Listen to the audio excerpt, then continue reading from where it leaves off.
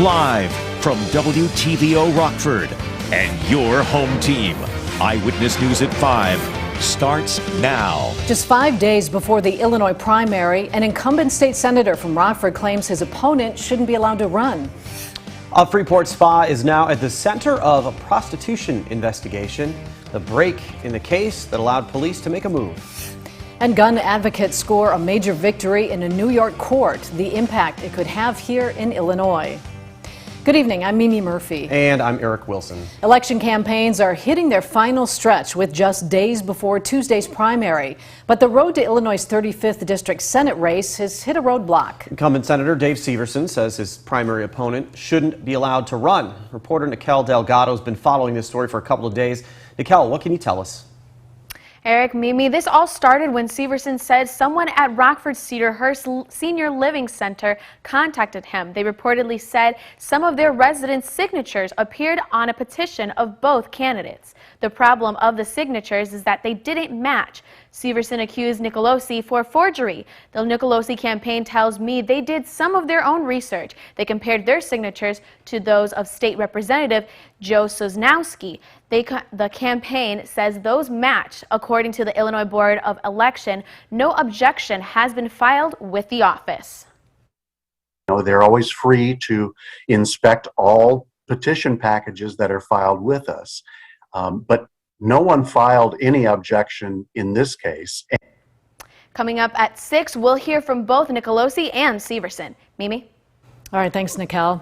An investigator hired to determine the legitimacy of President Joe Biden's victory in Wisconsin during the 2020 election admits he didn't try very hard. Michael Gableman made those comments while testifying in Dane County Court. He's part of an open records lawsuit filed by the liberal watchdog group American Oversight. Gableman said he spent the first 2 months working at a public library because he didn't own his own computer. He then went on vacation for another month and spent time searching for office space, all the while trying to research election laws. Gableman said none of it provided useful information for his review. It cost taxpayers more than $20,000. A New York woman faces charges after police raid a Freeport spa. Officers arrested this woman yesterday. She's an employee at 10 Spa on Rosensteel Drive. Investigators say she offered to perform a sex act on an undercover officer earlier this week. She's now charged with prostitution. Freeport Police and the McHenry County Human Trafficking Task Force have worked this case for months leading up to the raid. It's possible the investigation could lead to more charges. Here at Eyewitness News, we're committed to supporting survivors and putting an end to domestic and sexual violence. That includes things like human trafficking. If you or someone you know needs help, we have a list of resources on our website, mystateline.com. Just click on the State Line Strong tab. Several people are hurt after a two-car crash in Rockford. It happened around noon near Forest Hills and Pleasant Valley Boulevard.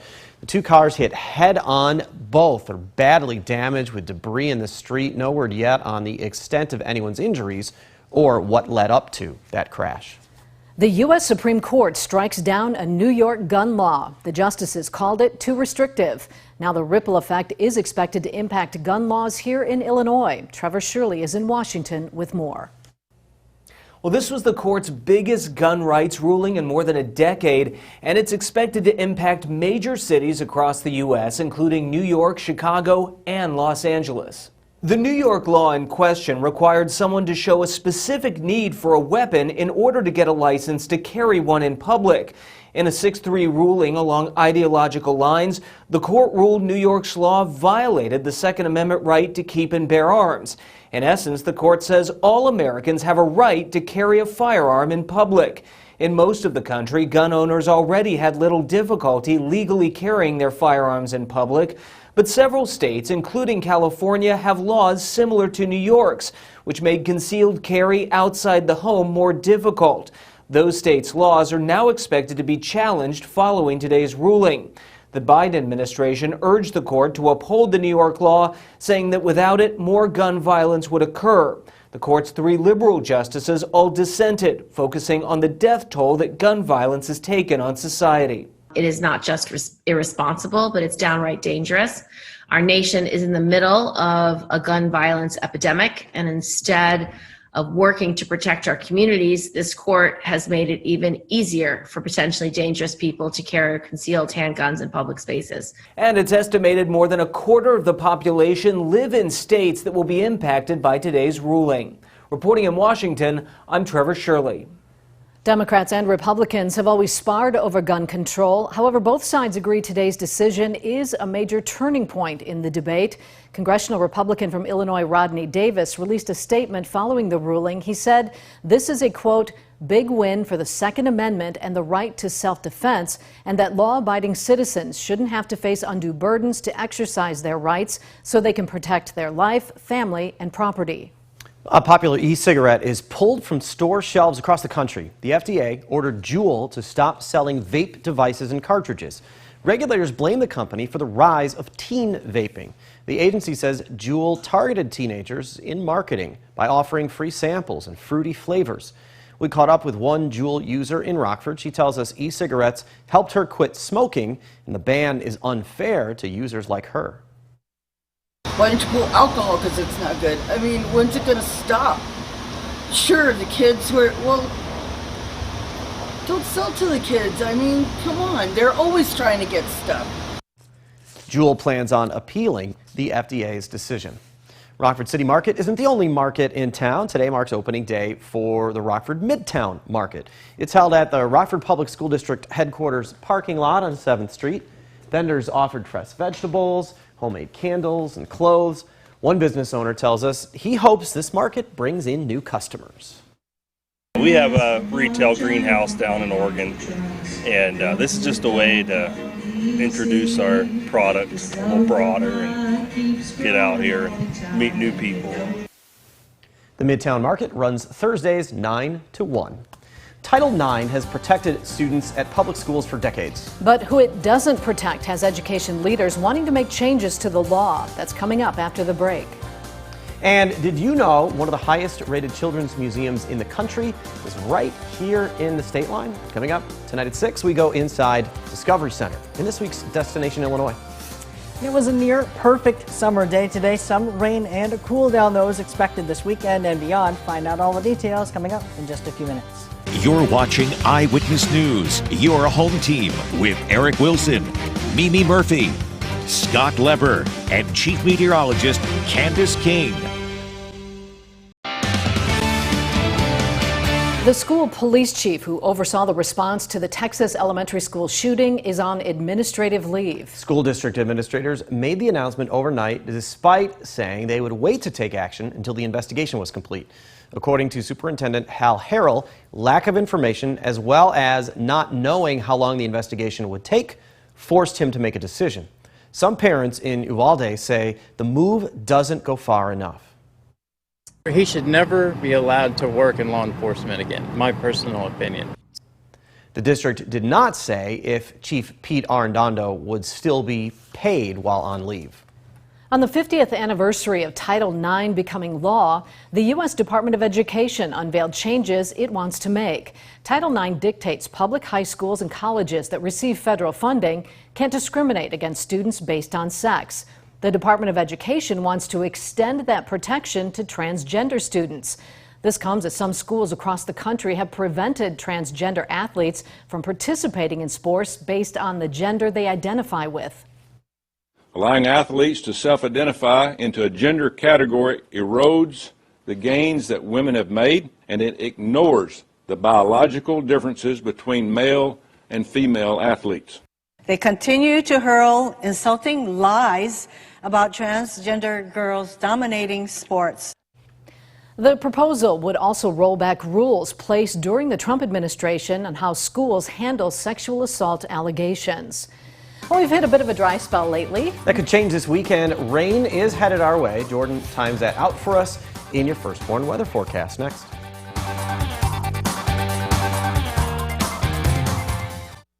Now, your firstborn weather forecast from meteorologist Jordan Wolf. Well, it should not be surprising to anyone if I said that we have been lacking rainfall so far this year.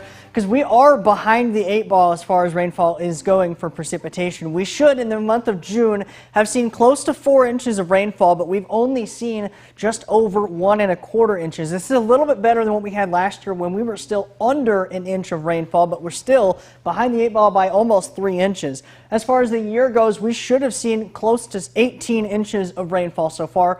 We are just under 13 inches of rainfall. So we are behind the 8 ball as far as precipitation is going.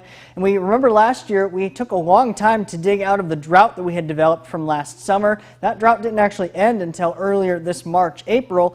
We're beginning to see those drought conditions develop once again. We are under abnormally dry conditions across the state line, but there are some mild drought conditions just to our south and southeast. Those are developing because of all this hot weather we are experiencing, as well as the dryness in the air with dew points back into the 50s and 60s. This is what we're looking at regionally. We do have the high pressure situated right over the area. That's allowing clearing skies here today, so a beautiful summer afternoon.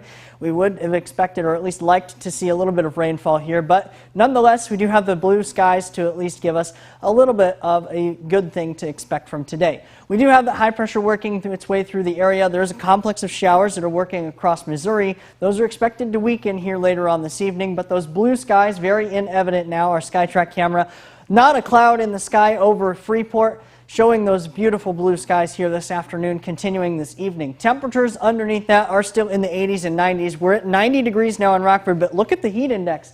Actually a couple of degrees below where the temperature actually is because of how dry it is, and there's a slight wind as well.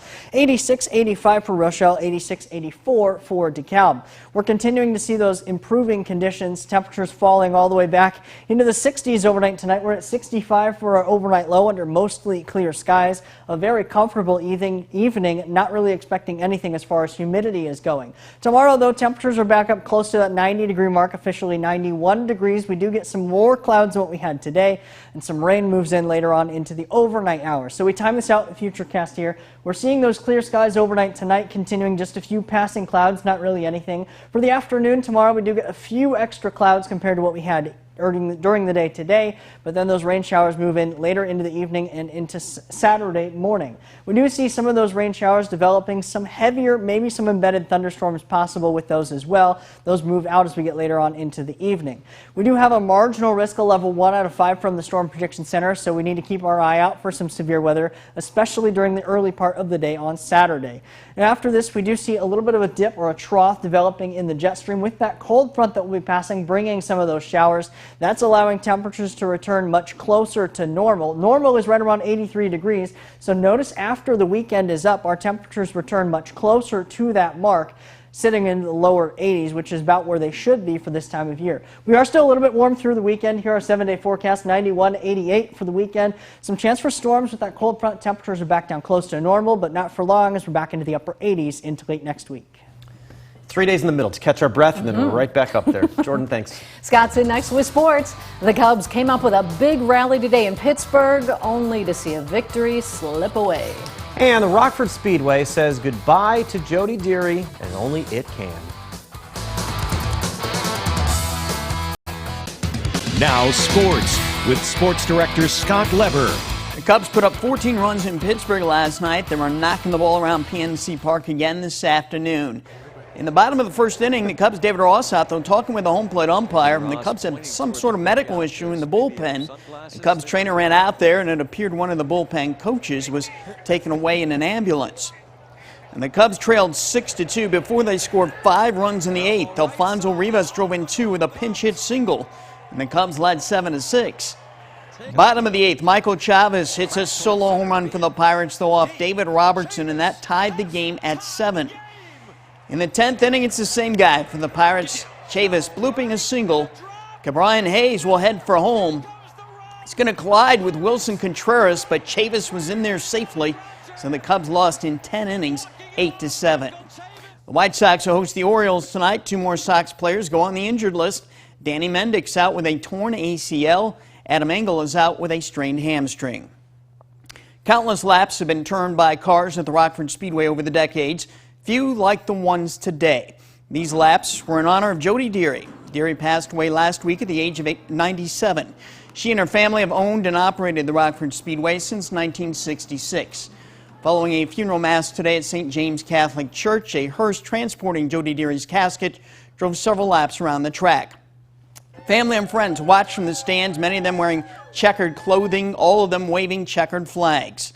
The hearse took a green flag lap, a white flag lap, and a checkered flag lap. Fireworks also exploded overhead. This is exactly how Jody wanted it. She was always the show person and always worried about how the show was going off. So I know she was happy that the people that were there, they're here to pay her their respects for her, understood the importance of it, and it was great to see that happen, and the checkered flags and everybody waving the flags. So it was a great send-off, and I know she'd be happy. The stories of all the hours she worked here are legendary. Why was this place so special, so important to your mother? I think it was her vehicle to be able to reach out and work for people and provide for people. She always thought that her job was to provide entertainment and provide jobs for people and provide a place for people to race. That's what drove her, is not so much what she got out of it, but what she was able to provide for the other people. It was a perfect day to celebrate the rich life of a remarkable Rockford woman. That's sports. We'll be right back. Jordan will have another look at our forecast in just a moment. But first, here's what's planned for News Nation. Tonight, Vladimir Putin using food as a weapon, what the Russian leader's threats mean for our country and your supermarket shelves. Plus, what's causing Democrats to change their stance on guns and crime. That's On Balance. Here's Dan Abrams.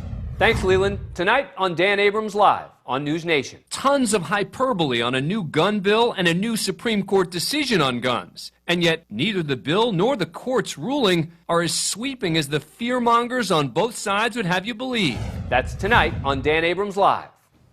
That's all coming up on the fastest growing cable news network in America. News Nation's available on any of these cable or satellite stations. You can also head to newsnation.com. It is a beautiful summer day out there. I know we need the rain, but boy, is it pretty out there. And those Skycam pictures that you show are absolutely gorgeous. Not a cloud in single the sky. cloud, not one cloud in the sky. That actually continues this evening. We might have a few passing clouds, but mostly clear conditions. Showing up there on the First One interactive radar from Rockford Auto Glass and more. Temperatures stay summer through the rest of the weekend. 91 Friday, 88 on Saturday. But Saturday we do have the chance for some showers, including some storms. Then that cold front though brings our temperatures back down into the low 80s for the middle part of the week, back into the upper 80s for the back half. Thanks, Jordan. And thank you for spending time with us. Stay safe.